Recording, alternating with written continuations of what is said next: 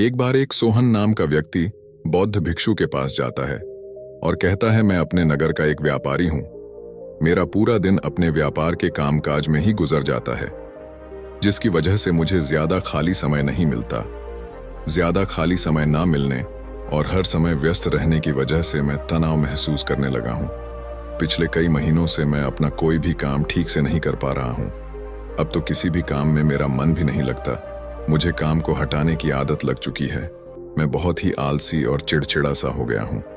अपनी इन सारी आदतों की वजह से मैं आजकल बहुत ही अशांत और व्याकुल रहने लगा हूं। कृपया आप मुझे कोई ऐसा तरीका बताएं जिससे पूरे दिन में अपने मन को भटकने से रोक सकूं और पहले की तरह अपने व्यापार में मन लगा सकूं। बौद्ध भिक्षु ने सोहन की सारी बातें पूरे ध्यान से सुना और फिर कहा, तुम्हारी समस्या तुम्हारा काम में व्यस्त रहना नहीं है, बल्कि अपने काम को बोझ समझना है।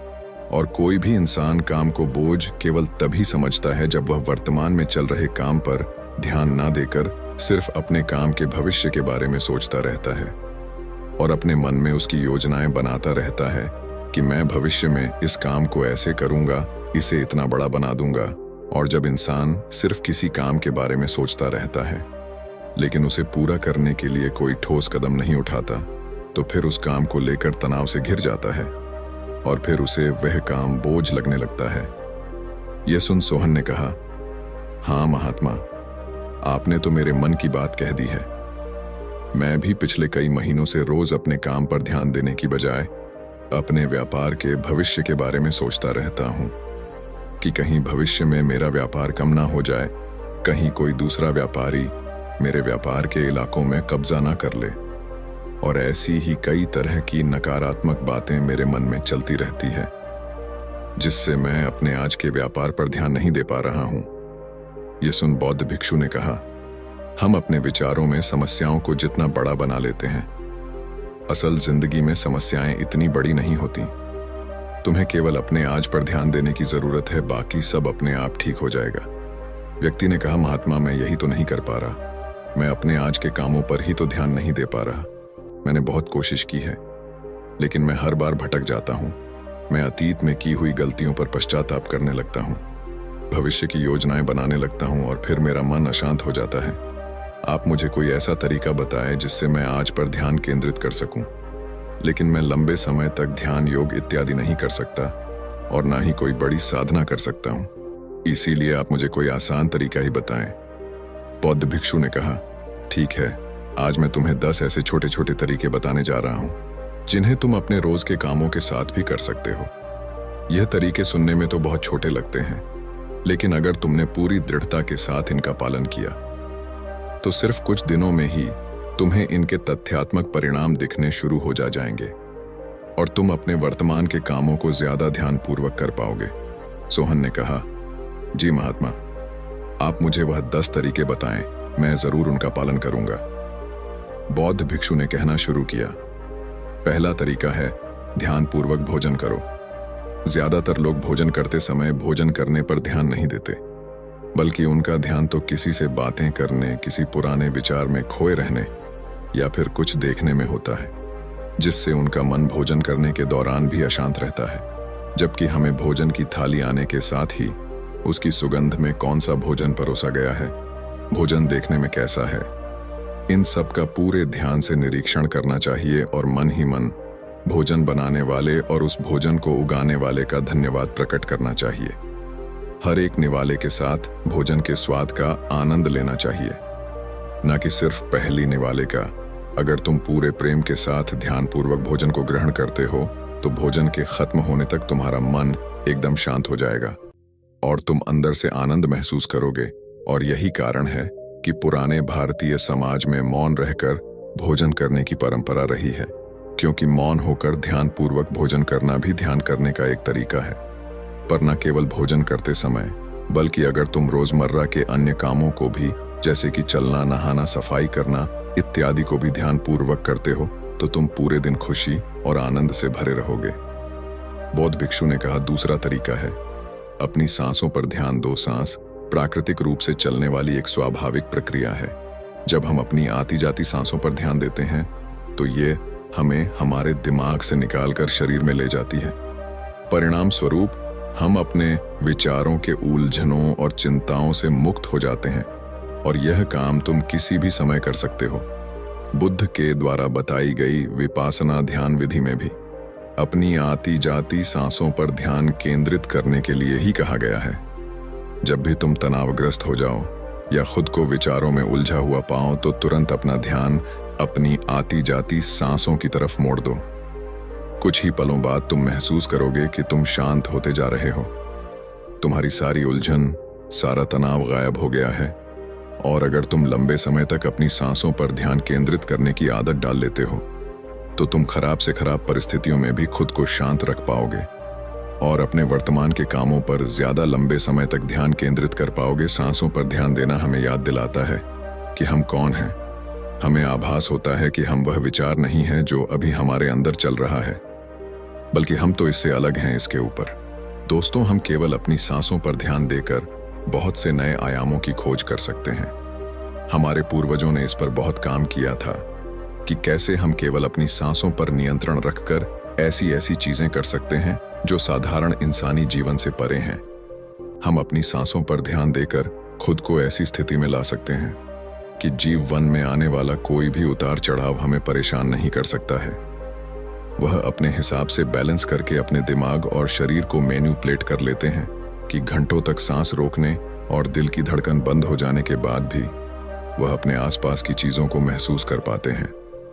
बौद्ध भिक्षु ने व्यक्ति से कहा, तीसरा तरीका है अपनी इंद्रियों से जुड़े। हमारी 5 इंद्रियां नाक, आंख, त्वचा, जीभ और कान हमारे शरीर के प्रवेश द्वार हैं। लेकिन जब हम विचारों में खोए रहते तो हम अपनी इंद्रियों को अनुभव नहीं कर पाते कि हमारे आसपास क्या चल रहा है, कैसी सुगंध है, कैसी दुर्गंध आ रही है। जब तक कि यह सारी चीजें इतनी प्रबल ना हो, यह हमारा ध्यान अपनी ओर खींच लेते हैं और हम बस बेहोशी में जिए चले जा रहे हैं। इसीलिए अपने आसपास की चीजों को ध्यान से देखने की आदत डालो। जैसे अपने शरीर से टकराती ठंडी हवा को महसूस करो, बगीचे में खिले रंग बिरंगे फूलों पर ध्यान दो, उनकी खूबसूरती को निहारो, पक्षियों की आवाज पर ध्यान दो, उगते और डूबते सूरज को कुछ देर ठहर कर देखो। ये सारी छोटी छोटी चीजें तुम्हें तुम्हारे वर्तमान से जुड़ेंगे। अगर तुम अपने जीवन में शांति और आनंद का अनुभव करना चाहते हो, तो तुम्हें अपने आसपास की चीजों पर ध्यान देना होगा। तुम्हें कुछ पल ठहर कर उन्हें प्रेम पूर्वक देखना और महसूस करना होगा। बौद्ध भिक्षु ने कहा, चौथा तरीका है अपने मन में उठने वाली नकारात्मक भावनाओं का निरीक्षण करो। निराशा या क्रोधित होना हम इंसानों में आम बात है, लेकिन हमें चाहिए कि हम ऐसी भावनाओं के भाव में ना रहे, बल्कि जब भी हमारे अंदर किसी भी प्रकार की नकारात्मक भावनाओं का उदय हो, तब हमें इन भावनाओं पर ध्यान देना चाहिए। जैसे कि जब तुम्हें गुस्सा आए या कुछ गलत करने का मन करे, तो कुछ देर ठहर कर देखो कि उस समय तुम्हारे अंदर कैसा विचार उठ रहे हैं। कुछ देर में तुम महसूस करोगे कि तुम वह विचार नहीं हो, तुम उनसे अलग हो, तो उन्हें देखते रहो और कुछ ही देर में वह सारे नकारात्मक विचार गायब हो जाएंगे। और अगर तुम हर बार ऐसा ही करते हो, तो तुम तुम्हारी भावनाओं पर नियंत्रण करना सीख जाओगे। भिक्षु ने कहा, 5वां आदत यह है कि अपने मन में उठने वाले हर विचार पर भरोसा मत करो। हमारा मन हर समय अनुमान और बहाना ही बनाता रहता है, जो कि सच नहीं होती। जैसे कि जब भी हम किसी व्यक्ति से मिले या किसी नई चीज को देखते हैं, तो तुरंत हमारा मन उसके बारे में अपनी पूर्व धारणाएं बनाने लगता है और फिर उस चीज या इंसान को या तो अच्छा या बुरा बनाकर हमारे सामने पेश करेगा, और फिर हम अपने विचारों को सच मानकर उस इंसान या चीज को ऐसा ही समझने लगते हैं। और कुछ लोग तो अपनी ही धारणाओं को सच मान लेते हैं और उसी पर अड़े रहते हैं, जबकि हमें खुद को किसी भी प्रकार की पूर्व धारणा से स्वतंत्र रखने का प्रयास करना चाहिए और पूरी जागरूकता के साथ जो चीज असल में जैसी है उसे वैसे ही देखने का प्रयास करना चाहिए, ना कि उसमें अपनी तरफ से अच्छाई या बुराई की चादर ढक देनी चाहिए। अगर तुम वर्तमान में रहते हुए पूरे साक्षी भाव के साथ बिना किसी पूर्व धारणा की किसी भी चीज को देखते या सुनते हो, तो यह तुम्हें शांत और तनाव मुक्त रखेगा। भिक्षु ने कहा, 6ठा तरीका, रोज कुछ देर तक ध्यान का अभ्यास करो। ध्यान करने के लिए घंटों बैठने की जरूरत नहीं है। दिन में 10 मिनट का ध्यान भी जीवन पर सकारात्मक प्रभाव डाल सकता है। रोज ध्यान करने से हमारे जीवन में नई ऊर्जा, उत्साह, शांति और प्रेरणा का आगमन होता है। हम पूरे दिन अंदर से खुश और शांत महसूस करते हैं। रोज ध्यान करने से तुम स्वाभाविक रूप से अपने वर्तमान के क्षणों में रहना सीख जाते हो।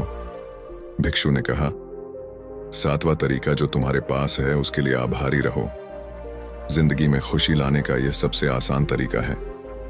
आभार व्यक्त करना, धन्यवाद अदा करने से न केवल जो चीजें हमारे पास हैं उनसे हमें असली खुशी मिलती है, बल्कि जो हम पाना चाहते हैं उसे पाने का रास्ता भी हमें दिखना शुरू हो जाता है। क्योंकि धन्यवाद के भाव से भरा मन समस्याओं की तरफ नहीं बल्कि उनके समाधान की तरफ केंद्रित होता है। जो भी तुम्हारे पास है उसके लिए सदृश्य ब्रह्मांड की शक्ति का धन्यवाद अदा करना तुम्हारे जीवन को जादुई तरीके से बदल कर रख सकता है। तुम्हें यह सोचना चाहिए कि तुम कितने धन्य हो कि तुम्हारे पास एक निश्चित चीज है। उदाहरण के लिए तुम्हारे पास एक अच्छा व्यवसाय है और ना जाने कितने लोग तुम्हारे जैसा व्यवसाय करने की इच्छा रखते होंगे, लेकिन उनके पास नहीं है। साथ ही तुम्हें इस चीज के लिए भी आभारी होना चाहिए कि तुम्हारी थाली में खाना है, जबकि दुनिया भर में लाखों लोग भूख से मरते हैं। भिक्षु ने कहा, 8वां तरीका, दूसरों की बात को ध्यानपूर्वक सुने। किसी दूसरे व्यक्ति से बात करते समय यह सोचे बिना कि उसे क्या कहना है या उसकी बात का कैसे जवाब देना है, तुम्हें पूरे ध्यानपूर्वक सामने वाले की बातों को सुनना चाहिए। तुम्हें सामने वाले से बात करना है उसे जवाब देने के लिए नहीं, बल्कि उसकी भावनाओं को समझने के लिए। जब तुम किसी से बात करो तो अपने कान, दिल और अंतमन से उसकी बातों को सुनो और समझो। ऐसा करना सामने वाले से तुम्हारे रिश्ते को तो मजबूत करेगा ही, साथ ही यह तुम्हारे लिए एक अभ्यास है अपने धैर्य और एकाग्रता को बढ़ाने का। और जब हम ज्यादा सुनते हैं और कम बोलते हैं तो हम बहुत सी परेशानियों से भी बच जाते हैं, जिससे हमारा मानसिक तनाव भी कम रहता है। और याद रखो, किसी भी इंसान की बातों को ध्यानपूर्वक सुनना उसे सम्मान देने का सबसे अच्छा तरीका है। भिक्षु ने आगे कहा, 9वां तरीका, अपने महत्वपूर्ण कामों के लिए एक समय निर्धारित करो। तुम्हें अपने दिन के कुछ समय को महत्वपूर्ण कामों के लिए निश्चित रखना चाहिए, जैसे काम का समय, नहाने का समय, सफाई का समय, खाने का समय। महत्वपूर्ण कामों को समय के साथ बांटना यह सुनिश्चित करता है कि वे चीजें बिना किसी बाधा के नियमित रूप से होती रहें। दिन के सही समय पर सही काम को करना हमारे जीवन में अनुशासन लाता है और अनुशासन से जीवन में शांति और खुशी आती है। भिक्षु ने कहा, 10वां और अंतिम तरीका, अपने रोजमर्रा के कामों में जागरूकता लाने का प्रयास करो। तुम जब भी किसी काम को करो तो उसे वर्तमान में रहकर करने की कोशिश करो। हर बार तुम्हारा मन अपने विचारों में खो जाएगा, लेकिन तुम्हें फिर से खुद को वर्तमान में वापस लाना है और यह तुम्हें हर बार करना है जब तक कि यह तुम्हारी आदत ना बन जाए। और साथ ही तुम यह देखने का भी प्रयास करो कि उस काम को करते वक्त तुम्हारे अंदर किस तरह के विचार उठ रहे हैं। यह एक छोटा सा अभ्यास तुम्हें वर्तमान में जीने में तुम्हारी मदद करेगा। भिक्षु ने आगे कहा, शांति और आनंद कोई घटना नहीं है, बल्कि यह एक प्रक्रिया है जो हमारे जीवन के साथ साथ चलती है और हम जागरूक रहकर जीना सीख जाते हैं। इतना कहकर बौद्ध भिक्षु मौन हो गए और सोहन व्यापारी उनका धन्यवाद करते हुए वहां से चला गया। तो दोस्तों, उम्मीद करता हूं आपको इस कहानी से जरूर बहुत कुछ सीखने को मिला होगा। ये कहानी आपको कैसी लगी हमें कमेंट बॉक्स में कमेंट करके जरूर बताएं।